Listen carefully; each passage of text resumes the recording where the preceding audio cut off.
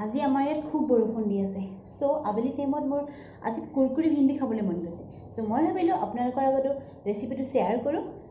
হয়তো আপোনালোকেও খাই বহুত ভাল পাব খুব ইজি ৰেচিপি আপোনালোকৰ ঘৰত সহজে বনাব পাৰে সো চাওঁ আহক কিদৰে আজি মই কুৰকুৰি ভিন্দি বনাই আপোনালোকক দেখাম এয়া চাওক ভেন্দিখিনি মই ভালদৰে ধুই ল'লোঁ এতিয়া ইয়াৰ আগডোখৰ কাটি লৈছোঁ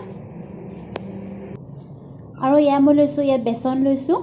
আৰু নিমখ লৈছোঁ হালধি লৈছোঁ আৰু অলপমান জলকীয়া গুড়ি লৈছোঁ এতিয়া মই ভেন্দিখিনি দীঘলীয়াকৈ অলপ কাটি ল'ম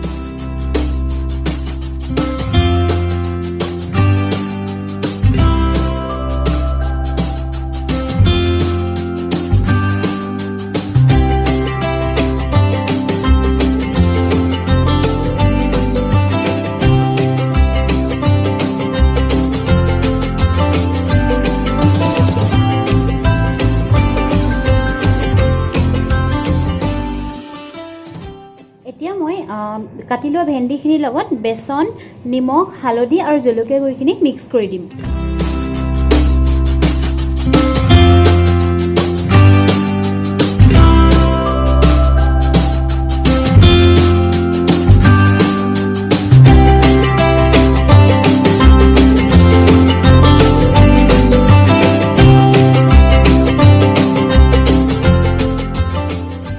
এতিয়া এখন কেৰাহী গৰম কৰিছোঁ ইয়াত মই ৰিফাইন দি দিম অলপ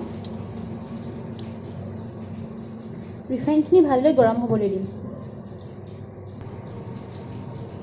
গৰম হৈছে অলপ অলপকৈ এতিয়া আমি ভেন্দিখিনি এটা এটাকৈ দি দিম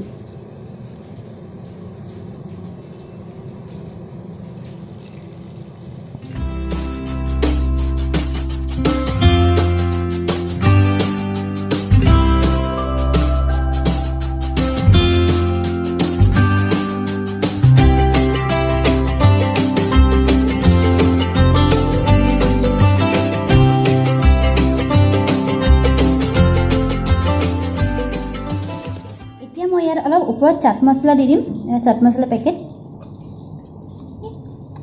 একচুৱেলি অপচনেল হয় মই চাট মছলা দি খাই ভাল পাওঁ সো মই দিছোঁ আপোনালোকে যদি দিব বিচাৰে পেপাৰ পাউডাৰ দিব পাৰে যিকোনো বস্তু আপোনালোকে দিব পাৰে ইউজ কৰিব পাৰে আৰু চাটনিৰ লগতো খাব পাৰে সো দেখিছে আমাৰ কুৰকুৰি ভিন্দি ফ্ৰাই হৈ গৈছে খুব ইজি ৰেচিপি হয় দেখিছে আৰু খাবলৈও চাগে টেষ্টিয়ে হ'ব দেখাটো সুন্দৰ হৈছে আৰু যদি আপোনালোকে মোৰ ভিডিঅ'টো ভাল পালে দেন লাইক আৰু কমেণ্ট কৰিবলৈ নাপাহৰিব আৰু লগতে মোৰ ভিডিঅ' চেনেলটো ছাবস্ক্ৰাইব কৰি দিবলৈ নাপাহৰিব ধন্যবাদ